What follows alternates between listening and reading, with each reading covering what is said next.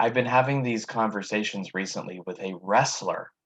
I used to wrestle in high school, and we've been talking about weight cycling, going on and on about weight cycling, our shared histories of weight cycling. Back in high school, as part of the wrestling program, we would routinely go to saunas, stuff like plastic bags in our sweatshirts and run, losing water weight. We'd skip meals. Um, and this was not there was everyone did this. Everybody was doing this.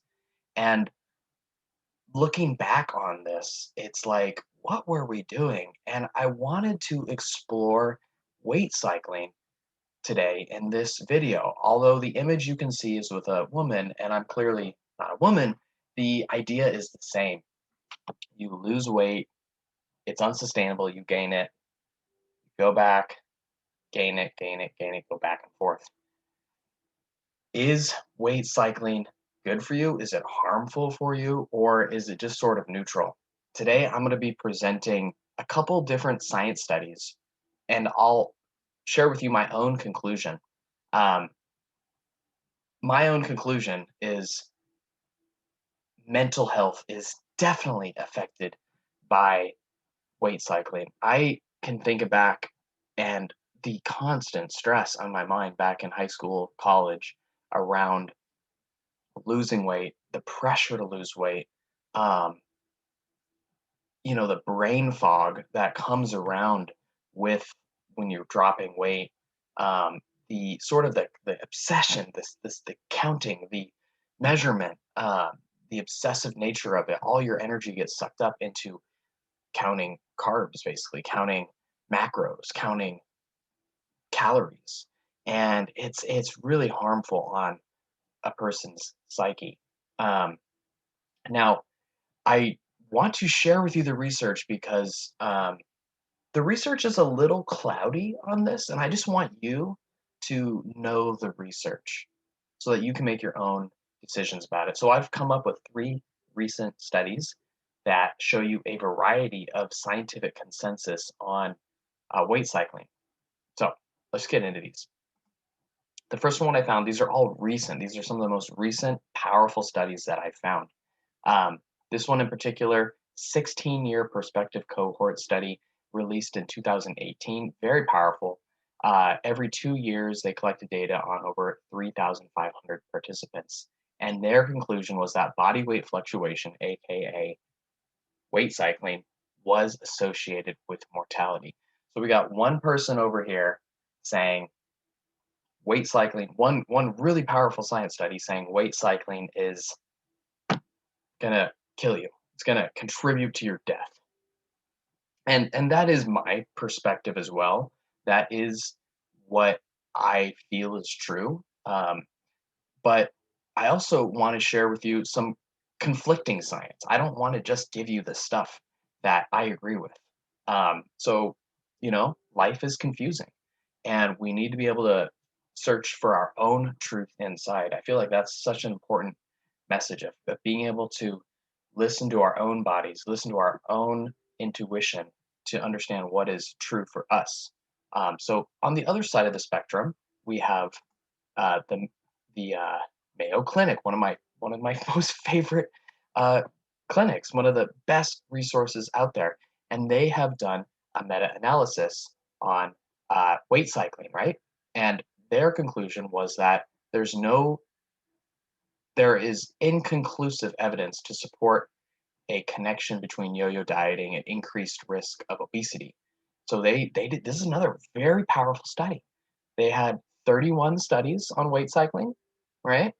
And and so more than half, 50% found an association between weight cycling and increased weight and body fat. Okay. Now you might say 58%, more than half, found that yo-yo dieting contributes to obesity. Isn't that proof that weight cycling leads to obesity?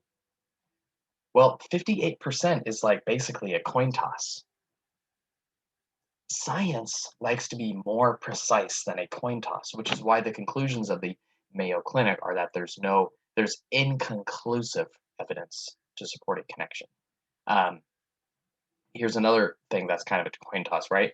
There were 8 studies, but only 3 of these studies showed that weight cycling increases the likelihood of future weight gain. So it's a coin toss in the eyes of Mayo Clinic. So, like, who are you supposed to believe, right? The 16-year-old research that has thousands of participants, the other research over here that's really good. You know, who are you supposed to believe? That's my question for you. That is my question for you. I'd like to present sort of an in between stance that I feel resonates with me. Um, Basically, this it says it again. This is a very good study. Um, we have over 2,700 adults released in 2020. Weight cycling and depressive symptoms. I think you get it. Um, Let me see if I can. Where was that study? Simultaneous regression. Okay, here we go. Greater weight cycling was related to greater reported depressive symptoms. That's a p-value of 0.001. Very, very powerful. Um, so that is sort of where I find myself on this discussion. Like,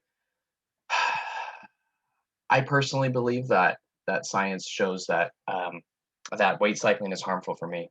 That weight cycling is harmful for your body. I think we can all relate to this, um, but I can't pinpoint the physical effects from a scientific perspective. I can find some evidence for it. I can find some evidence against it. But what I feel is universally true that it really harms your mental psyche. And me and this wrestler at the eating center where I work, we're connecting a lot over this. And the damage that we put on, I mean, not just kids who wrestle, but dancers, um, gymnasts, cheerleaders, where there's a lot of pressure to be thin, that goes beyond the pressure that everyday women feel. But this is a type of really pressure to lose weight, and it throws off everything. When I think about my emotions back then, my mental state, I was always like fractured. I was always going up and down, very depressed, very anxious back then. And I think that's the real harm of weight cycling. And even these little things like a 10-day detox where you lose 10 pounds in 10 days, it seems innocuous, right? It seems like, oh, I'll just do this with my friends. But you do this a couple times a year, you try, whatever. Another thing, a couple months later, you've done this thing again, 10, 20 pounds in a year, and it wrecks it. There's something destabilizing about that. There's something depressing about that. There's something anxious and depressive about that, that me and this wrestler are relating to a lot. And so that's my conclusion on weight cycling. What I'll do right now is show you that you can go to eatingenlightenment.com. If you'd like to stop weight cycling, I highly suggest that one of the most powerful practices you can do is to start keeping an awareness food journal. So there's a free resource on here. It's where you journal with awareness before you eat. This is not, no, I'm not talking calories. I'm talking about your thoughts, emotions, and feelings, physical feelings. Doing this can really shift your relationship to food, especially if you keep finding yourself going down into these patterns. Sometimes I know I got caught in these patterns for a long time, about 8 years.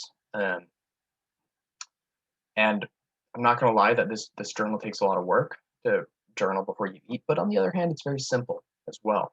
So if you're looking for something simple and effective that admittedly takes a lot of work, you're willing to put in some work to change your relationship to food, you can visit eatingenlightenment.com and check that out. Without further ado, I'm going to wrap up this video. Be sure to check out the in-depth article, not super in-depth, but the article down below that also is about weight cycling. Um, and then like the channel, subscribe. Let me know if you have any questions.